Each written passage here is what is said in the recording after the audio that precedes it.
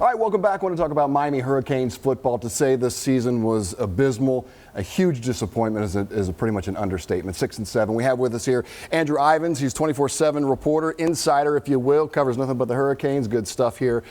Want to pick your brain here on just the season as a whole.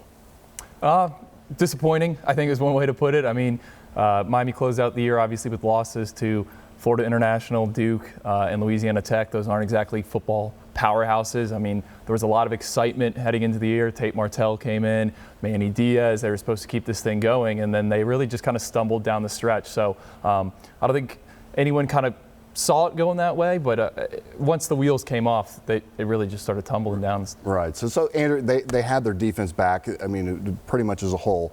So this was an offensive issue. So they fire the offensive coordinator. They bring in Rhett Lashlee, who is apparently an offensive guru. What do you know about him?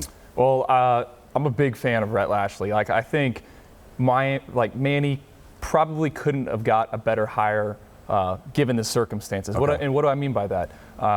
You know, how many offensive minds are going to come work for a guy who's on a very hot seat heading into next season? And Manny said he wanted to push the tempo. They wanted to go to a spread offense, and I think Rhett Lashlee is that. I mean, he runs 80 plays per game, averages 41 points per game at SMU. So I think he was about as good as Manny was going to get, maybe aside from Joe Brady, who was LSU's passing game coordinator, and now he's an offensive coordinator in the NFL. And what I know of Rhett Lashlee is he's a recruiting guru.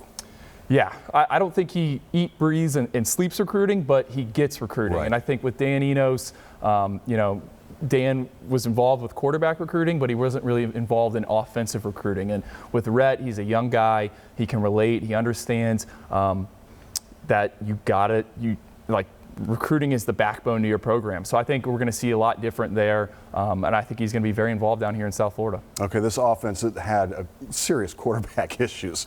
Who to use? Oh my gosh, it was a nightmare all season long. But it looks like they have somebody who's entered the portal right now, right? ERIQ King. Yes. So Miami just hosted ERIQ King for a 2-day official visit. Okay. He was from Houston.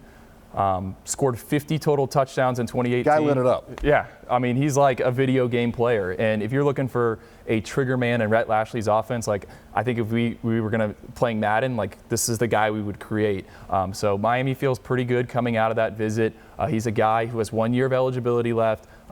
He only played 4 games this past season and redshirted. There was talk of him maybe transferring or not, and he decided to finally put his name in the portal. So I think if Miami were to add him, I mean, the expectations would be pretty high heading into 2020. And we should know by Tuesday, is that right? Yeah, so Miami's final day to add or register for a spring class is Tuesday. So that's kind of the deadline. And I think we could see an announcement here maybe Monday. Other schools involved.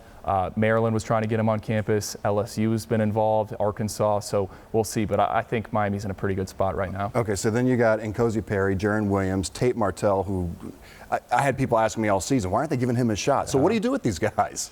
Well, I mean, if we're being honest, I wouldn't be surprised if one of these guys, you know, maybe entered the portal themselves. If you listen to what Manny said after the losses to Duke, the loss to FIU, the loss to Louisiana Tech, I mean, that wasn't an issue on the defensive side of the ball. That was the offense not getting things going. And I think at some point the defense just kind of mails it in. I mean, if it's 3 and out, and you're not producing points, it's kind of hard to stay focused. So I don't think Manny has much faith in those guys right now. I think he's going to give them a chance in Rhett Lashlee's system. But one guy he seems to be pretty excited about is Tyler Van Dyke, a freshman who just enrolled, starting classes. I spoke with someone over the weekend, and they told me that he's lighting it up in unorganized workouts, and he looks like the real deal.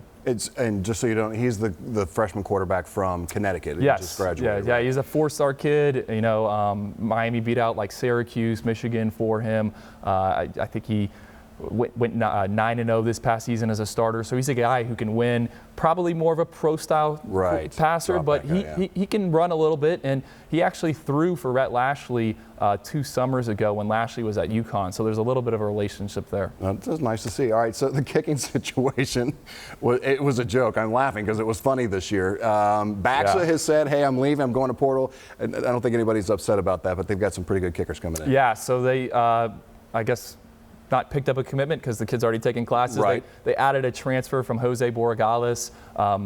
Many Miami fans might recognize that name because he's the kid who hit 2 50-yard field goals against them in that loss to FIU. He was a Lou Groza Award semifinalist in 2018. I think he was about 21 of 29 this season for the Panthers. He had 1 year of eligibility left. Decided to test the waters, and Miami was very interested. We saw how the kicking went. Absolutely. Yeah. He had a kicker. Maybe you got 2 more wins there, so he'll be eligible to play right away. And the big thing with him is he's got a younger brother who is the #1 ranked kicker in the class of 2021, who's already committed to the Hurricanes. And Miami thinks if they get older brother, the younger brother is going to stick. Little legacy there. We like that. Yeah, because I think they had a kicker out of they went to the Rathskeller one day and said, "Hey, can you kick?" I mean, it was not far from that. So the focus for the 2020 season, what do you think they need to focus on? Figuring out the quarterback situation. I mean, it sounds. This has been the story really for the past two seasons, right? I mean, can they figure it out? I think ERIQ King, if they were to bring him in, would be a major addition. He's like a plug-and-play guy. Let's say they don't get ERIQ King. I think we're going to enter spring football, and they're going to give all 5 scholarship quarterbacks a chance, and I think they will give Tyler Van Dyke a chance to win the starting job. And then if they don't figure that out, then kind of maybe refresh and go into the portal and see who's available in May. All right, I'm getting the wrap here. One more question. I think this is an important question. A lot of people, a lot of Miami fans, a lot of the analysts are saying if Manny Diaz doesn't get it done here, doesn't have a markedly improved season, he could be out. Oh, I would agree. I mean, you see the smoke in the rumors online about the people that support and back this program from a financial standpoint. They're not happy with how it went, and you can't blame them. Like we said, they lost to FIU. They lost to Louisiana Tech. Manny doesn't get those games back. Right. Those were the mistakes. There's no more of those, right? So the pressure is on, and he understands that. Like he made the changes he's made. He's trying to fix the quarterback. He got a new OC. He's got a kicker. So the pressure is on. All right, Andrew Ivins, 24/7 Sports. Thank you for being here. You are up to date on CANES stuff.